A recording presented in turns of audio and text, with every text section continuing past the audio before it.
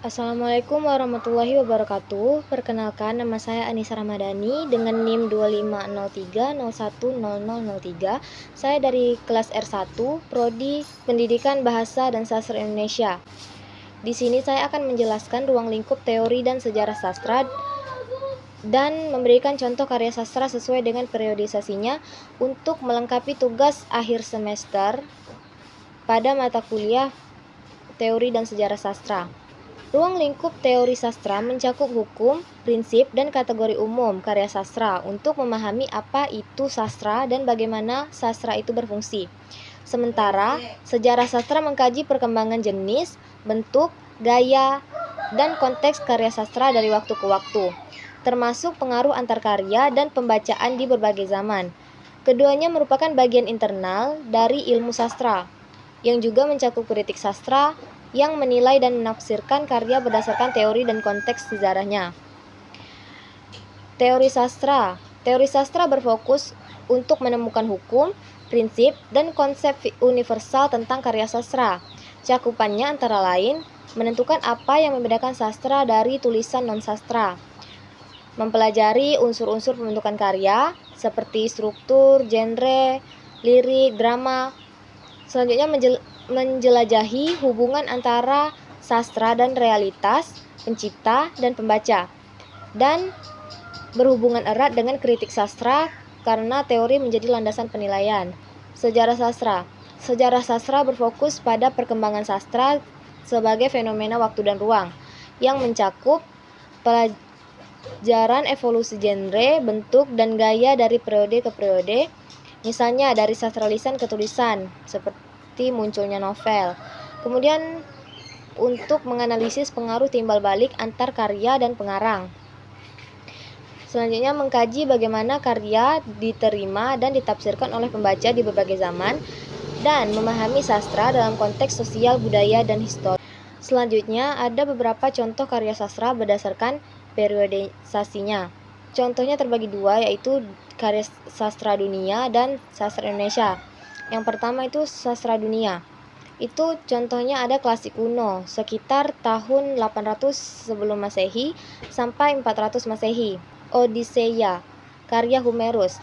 Karya ini menceritakan perjalanan pulang Odysseus, yang mana menampilkan tema-tema kepahlawanan dan campur tangan dewa-dewi dan mitologi.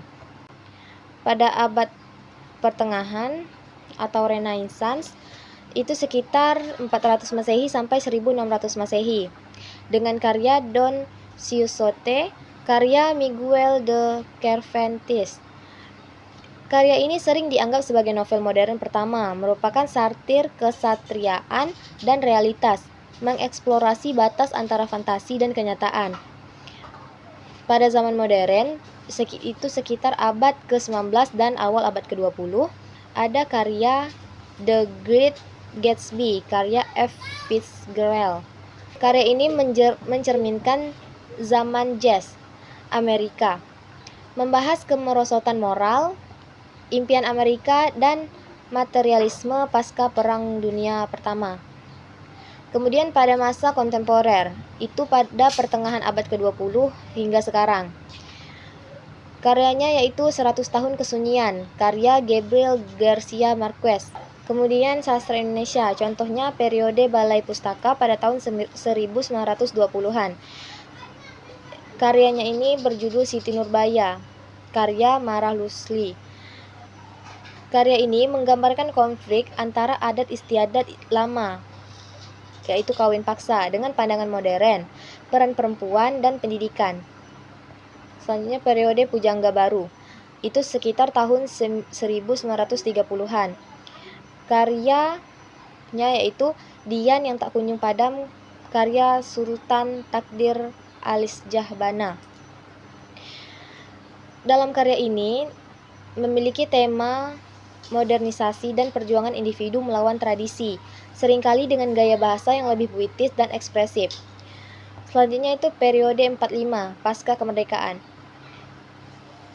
Terdapat karya sastra puisi-puisi yang diciptakan oleh Chairil Anwar. Misalnya puisi yang berjudul Aku. Dalam puisi ini menjelaskan tentang pembaruan puisi Indonesia dengan fokus pada individualisme, kebebasan berekspresi, dan bahasa yang lebih lugas dan dinamis. Kemudian periode kontemporer pada masa Orde Baru sampai Reformasi. Karyanya yaitu Tetralogi Buru, Bumi, Manusia, dan lain-lain. Karya Pramudia Anantatur, epik sejarah yang kuat, membahas nasionalisme, pendidikan, dan perjuangan melawan kolonialisme di awal abad ke-20. Itu saja yang dapat saya sampaikan. Wassalamualaikum warahmatullahi wabarakatuh.